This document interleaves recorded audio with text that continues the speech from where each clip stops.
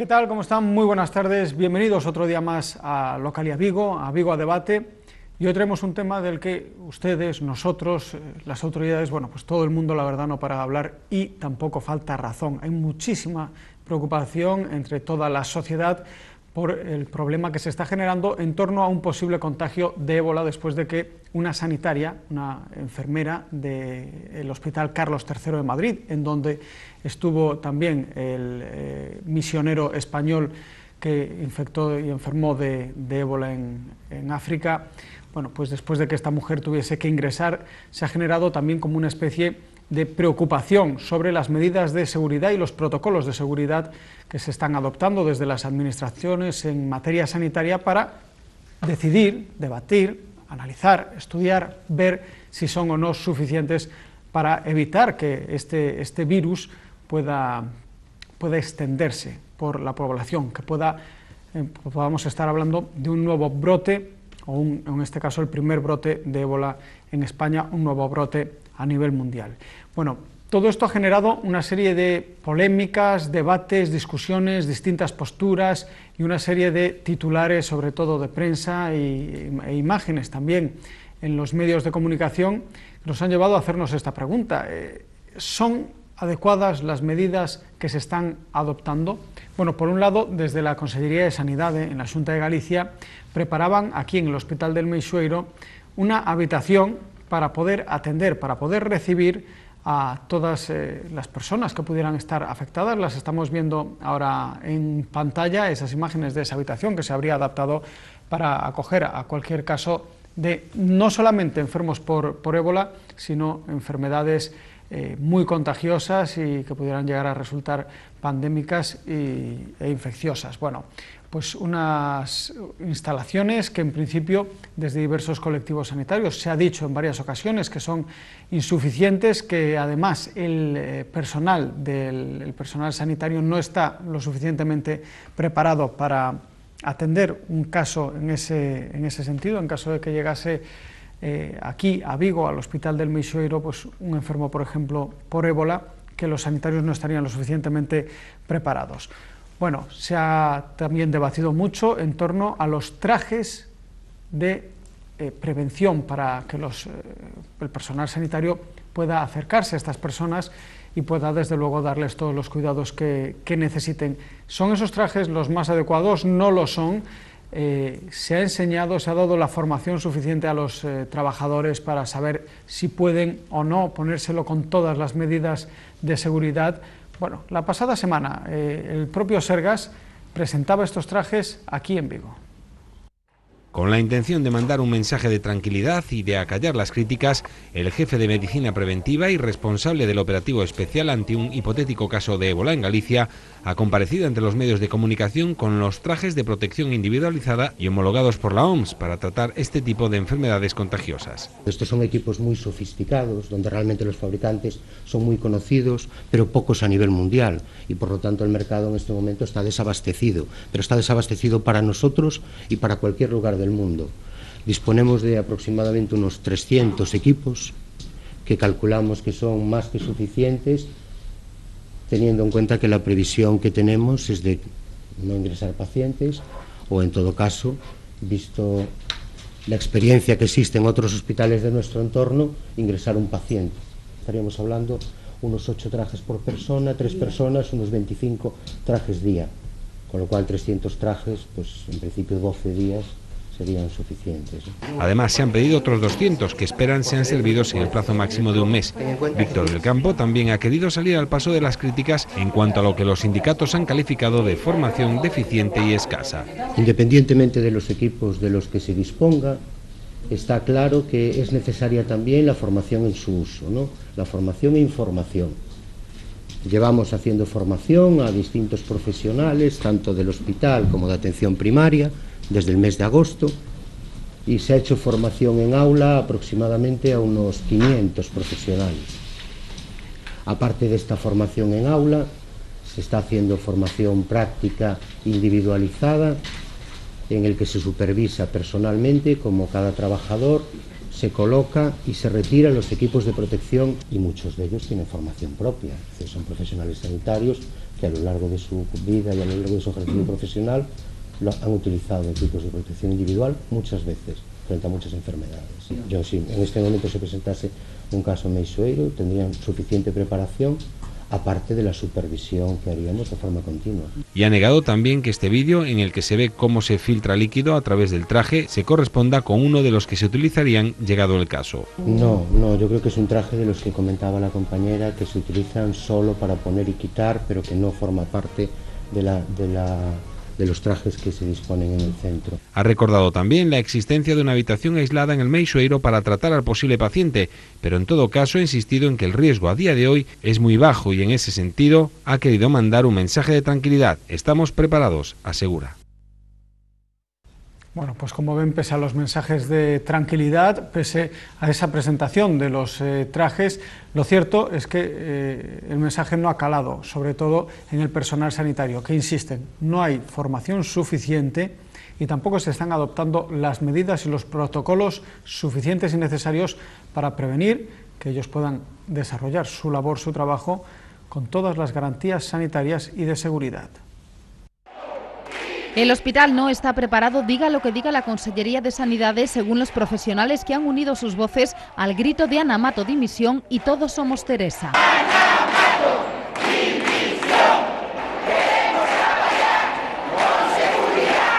Desde que el pasado jueves el Sergas anunciara la intensificación de los cursos de formación, ni un 10% del personal de la UCI aseguran ha pasado por estas charlas, que imparten además 2 profesionales sin experiencia, lamentan, en este tipo de protocolo. En cuanto a material, las deficiencias siguen siendo, aseguran, escandalosas. Los que tenemos de entrenamiento nos dejan la frente al aire, las mascarillas no nos cubren la nariz entera, las calzas no nos cubren ni los pies, nos queda parte de nuestra piel expuesta. Otro problema que tenemos es que no sé si habéis visto las instalaciones en las que se supone que vamos a tratar a este tipo de pacientes tan infectocontagiosos. La verdad es que sería un placer que la vierais, porque no hay esclusa de limpio, no hay esclusa de sucio, no hay arco de descontaminación, no tenemos espacio físico para movernos. Molesto es muy poco. Palabras quedan cortas, o sea, más desvergoncería, despropósito. Son charlas de 20-25 minutos. Incluso no se avisa a todo el personal. Insisten en su disposición a trabajar caso de registrarse algún caso, pero solo cuando las medidas de seguridad estén garantizadas, algo que a día de hoy reiteran en el Hospital Meixoeiro, Hospital Xeral y centros de atención primaria no sucede.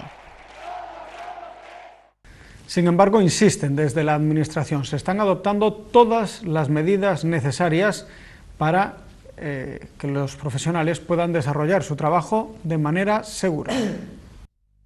Estamos na mesma situación que fai un mes, é dicir, cun risco moi baixo, co cual o primeiro é tranquilizar tanto os profesionais sanitarios como tamén a poboación de que non variou o nivel de risco, pero sí que variou a sensación, é dicir, o ter un caso de contagio nunha auxiliar de enfermería, bueno, na que lle desexamos, por suposto, que se recupere canto antes e que teña unha boa recuperación, pois a sensación de risco, a sensación de ansiedade incrementouse, sobre todo co persoal sanitario, co cual, bueno, pois activamos todos os protocolos, puxemos en marcha xa a comisión de seguimento dentro da Consellería de Sanidade e tamén decidimos xa constituir o comité técnico, un comité científico-técnico de seguimento e avaliación para que axude a Consellería de Sanidade, para que axude os técnicos da Dirección Xeral de Saúde Pública, da Subdirección Xeral de Epidemioloxía, a facer este seguimento que valide os protocolos, que valide os traxes individuais que se están a comprar e que xa están comprados, e que avalíe tamén toda a formación a todos os profesionales, dependendo do nivel de risco previsible que teñan os profesionais de contacto con pacientes. Bueno, pues desde la Administración aseguran, insisten, está todo controlado, las medidas de seguridad son suficientes para que los profesionales puedan desarrollar su trabajo de manera segura. Bueno, pues este es el tema, el resumen de todo lo que nos ha traído hasta aquí, hasta esta mesa de debate, y para hablar precisamente sobre todo este tema, sobre si se están adoptando o no las medidas suficientes para que los profesionales y el resto de los ciudadanos también podamos tener una vida segura, hemos traído a esta mesa precisamente, pues en primer lugar, a Begoña Peiteado. Es doctora de la PAC y además del sindicato CIGA. Begoña, ¿qué tal? ¿Cómo está? Hola, buenas tardes. Buenas tardes. Bueno, decía la conselleira, no ha variado el nivel de riesgo, pero sí la sensación. Estamos ante una sensación de una psicosis general. El miedo se está apoderando de nosotros, nos está volviendo irracionales. O todo lo que estáis denunciando desde los sindicatos y los colectivos de personal sanitario tiene sentido y su base. Quizáis hai un cambio, non? A partir de que aparece unha persoa infectada no país, porque ata agora veíamos o problema como algo lonxano, non? En África, e sí que é certo que pode haber unha certa psicosis entre a poboación xeral, pero tamén é certo que o que estamos denunciando os sindicatos é así. Creemos a día de hoxe que non estamos preparados para esta situación que nos ven. O sistema sanitario, bueno, desde a CIGA sempre defendimos o noso sistema sanitario, un sistema sanitario punteiro, dos mellores do mundo, pero este é un problema novo, un problema ao que non estamos, que non estamos afeitos a él. É unha experiencia diferente, unha enfermedade que aquí non existía, bueno, que non existe, podemos decir aínda, e non estamos preparados para elo. E a administración, os responsables que deberían estar formando os profesionais, pois están facendo deixación das súas funcións. É fundamental para que, bueno, este problema non se convirta nun problema grave, non? É fundamental que haxa unha formación dos profesionais, un entrenamento no uso dos equipos de protección individual, unha supervisión do funcionamento destes equipos. Os profesionais que traballan hoxe en día na área sanitaria de Vigo non utilizan estes traxes no seu traballo habitual, no día a día. Entón, é evidente que hai que facer un entrenamento. Están dando unhas charlas, sí, é certo, se están dando unhas charlas. Eso podemos consideralo información, pero nos falta outra parte, que é a formación en que os profesionais teñen que poñer en práctica todos aqueles pasos que habería que dar se nos atopamos con un caso de un paciente con unha sospeita dunha enfermedade por ébola. E iso non se está facendo.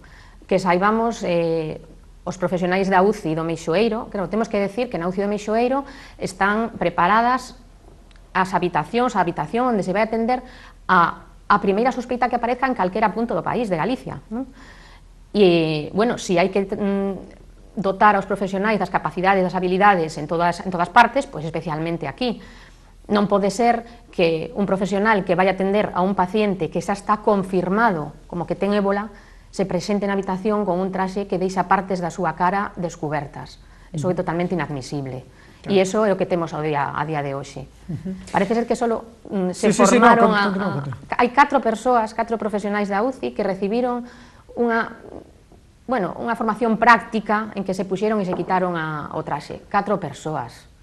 Evidentemente o personal da UCI é moitísimo máis. Sobre todo teniendo en cuenta que en caso de que ingresase unha persona, por ejemplo, con ébola en esa habitación, que estábamos viendo las imágenes, para cubrir 24 horas, ¿cuántas personas harían falta? Desde logo non 4 persoas, falta persoal de enfermería, persoal de auxiliar de enfermería, persoal non sanitario, e en 3 turnos. É evidente que 4 persoas é, unha parte mínima da plantilla da UCI, e son eles os que se van a encargar de atender a ese paciente que xa este ingresado nas habitacións do Meixoeiro. Nos acompaña tamén del Sindicato Médico Omega, José Víctor Crespo. Víctor, ¿qué tal? Buenas tardes. Hola, buenas tardes. Bueno, coincidís con el criterio y lo que estaba diciendo Begoña ahora. Empieza a haber información, pero sigue faltando formación. Es difícil que no estemos de acuerdo porque todos somos representantes de los trabajadores sanitarios y todos sabemos precisamente cuáles son las deficiencias que hay.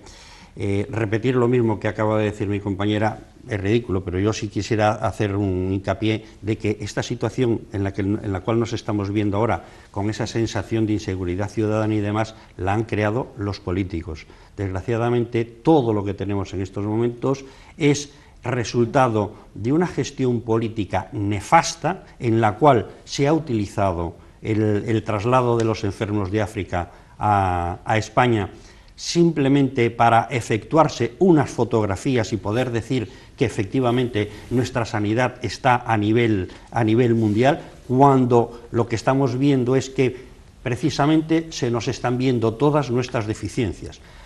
Los facultativos y todo el personal, todos los trabajadores de la sanidad en Galicia, todos son unos magníficos facultativos y estarían preparados y están preparados para atender cualquier emergencia.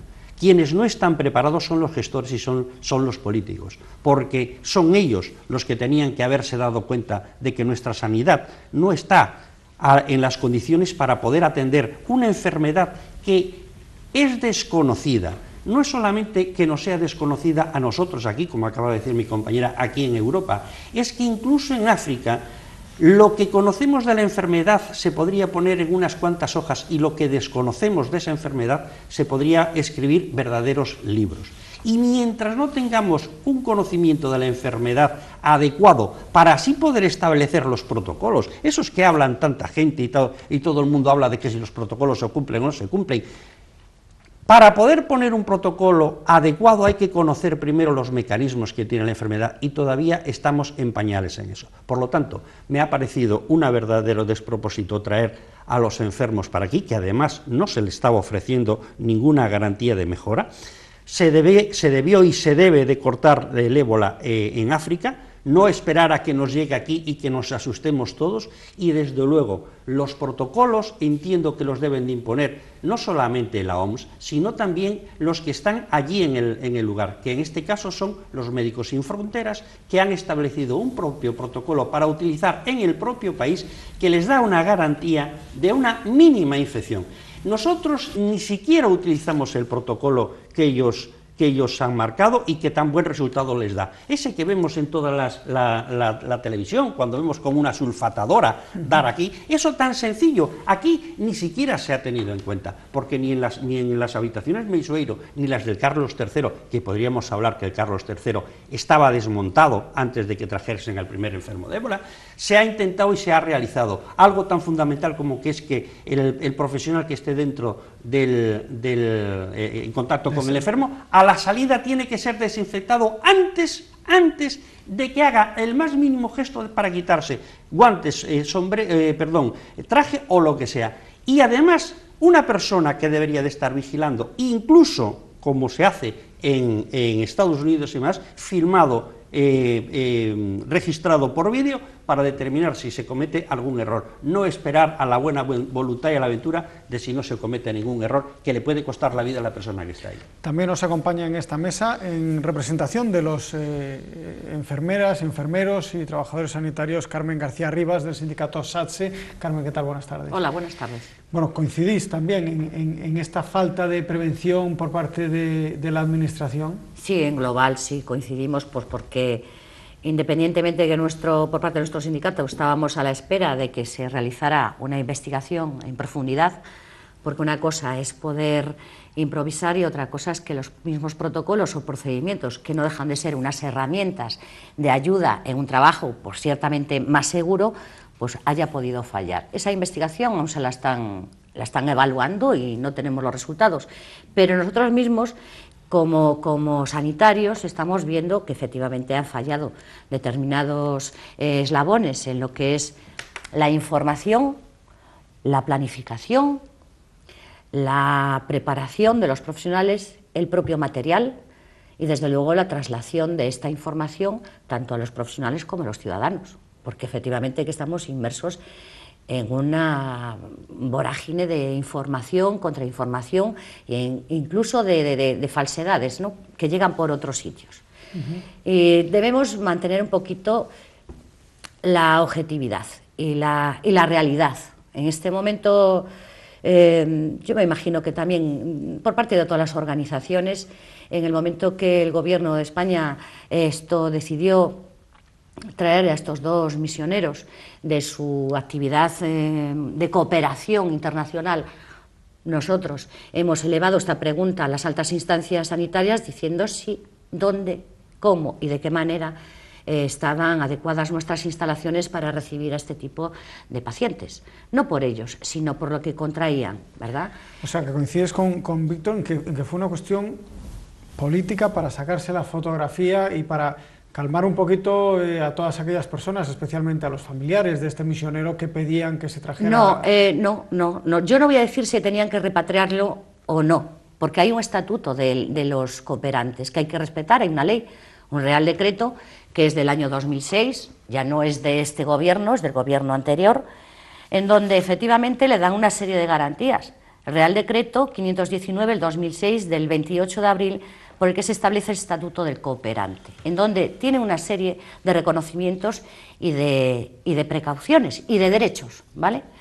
En donde sí está garantizado la repatriación, entre otras consideraciones de carácter laboral, profesional y de consulados y demás. Bien, pero nosotros decimos, ¿estamos preparados? Ya no nos metemos a decir si debían o no debían, porque hay una ley, hay un Real Decreto en donde sí contempla esto para nuestros cooperantes, sean cooperantes misioneros, sean cooperantes civiles, que tenemos a muchísimos voluntarios y además cooperantes trabajando en terreno. Una vez que se ha decidido traerlos, es que estamos preguntando eso, ¿dónde, cómo y en qué condiciones? Y cómo tenemos a nuestras plantillas de preparadas formadas, tanto en lo que es la atención directa a este tipo de virus nuevo aquí, viejo en los continentes que ya conocemos, y qué tipo de material de prevención tenemos para la seguridad de los trabajadores. Esto es por ley, también nos corresponde reclamarlo. Bien, en aquel momento no hubo contestación, estamos hablando del mes de cuando se empezó a hablar de esto, ¿verdad?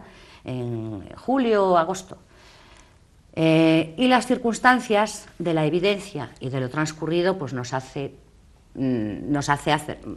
obliga a tener que hacer evidencia, nos obliga a tener una valoración de los errores que se han ido cometiendo y que esperamos y además exigimos que se vayan subsanando, porque entre otras cosas, bien este gobierno, pero la Consellería también, el Sergas también, las gerencias aquí también carecen de una ¿cómo se dice?, de una información o de una comunicación eficaz. Es que no comunican, lo dan todo por hecho, cuelgan los protocolos, que ya no es el primero, el segundo, ¿vale?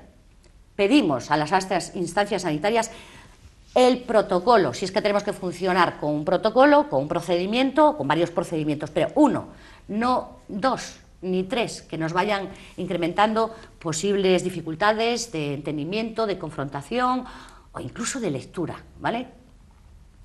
Nuestras plantillas no están formadas en cuanto al manejo adecuado para su propia seguridad en los equipos para este tipo de riesgos biológicos.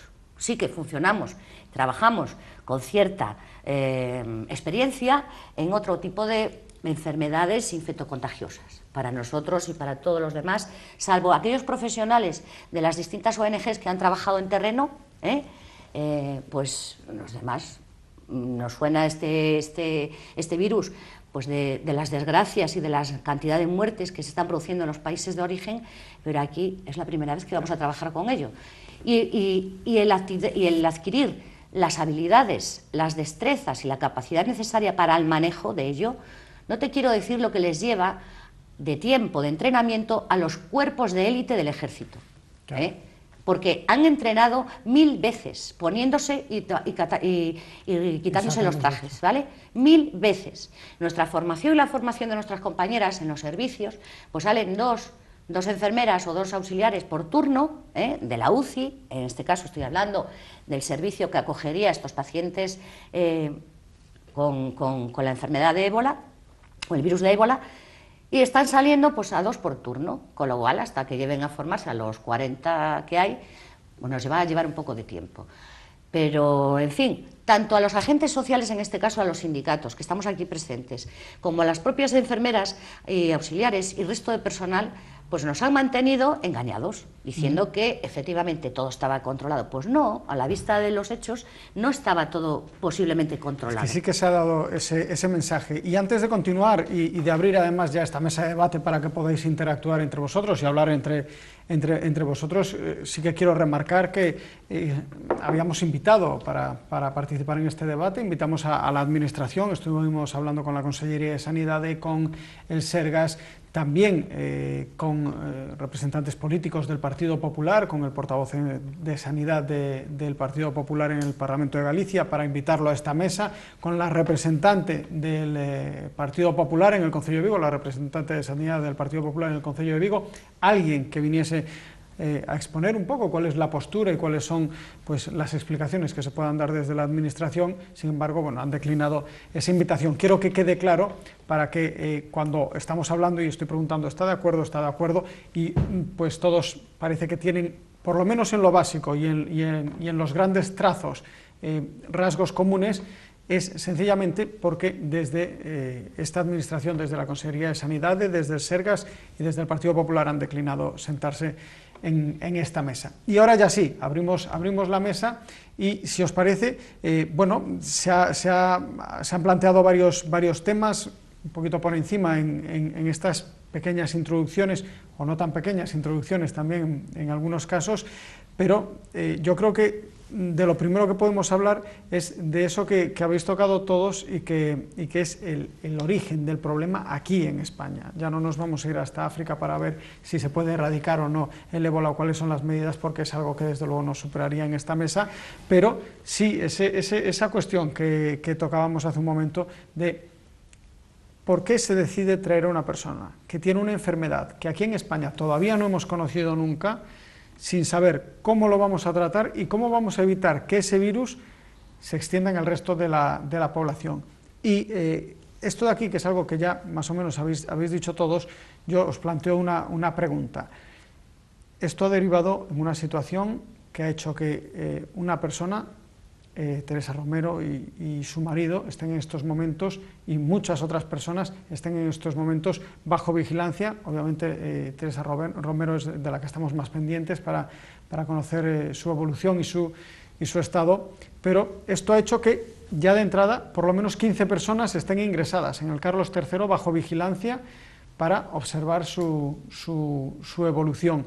¿Hemos aprendido algo de esos errores iniciales? ¿Se ha hecho algo? Hablábamos, por ejemplo, de que se ha planteado un segundo protocolo, una modificación del primer protocolo. ¿Esto genera seguridad o genera inseguridad? Es decir, vale, tenemos el segundo protocolo, ¿habrá un tercer protocolo? Dejo la pregunta en el aire para que la coja quien quiera. Yo diría que Begoña, que empezases tú, ya que fuiste la primera en hablar, pero, como os digo, os invito a que interactuéis entre vosotros. O primeiro que non xenera ningunha seguridade é a ausencia de algún representante da Administración aquí. En fin, se non veñen, pois, bueno, non dá moito bo que pensar a poboación. Desde logo, isto non creo que a tranquilice. Se lo hemos planteado, además. Claro, efectivamente, non é moi tranquilizante que non se presenten aquí. Eu, desde logo, con respecto ao tema da repatriación dos cooperantes, sí que penso que sí que se debían repatriar. O problema é as condicións en que se fixo.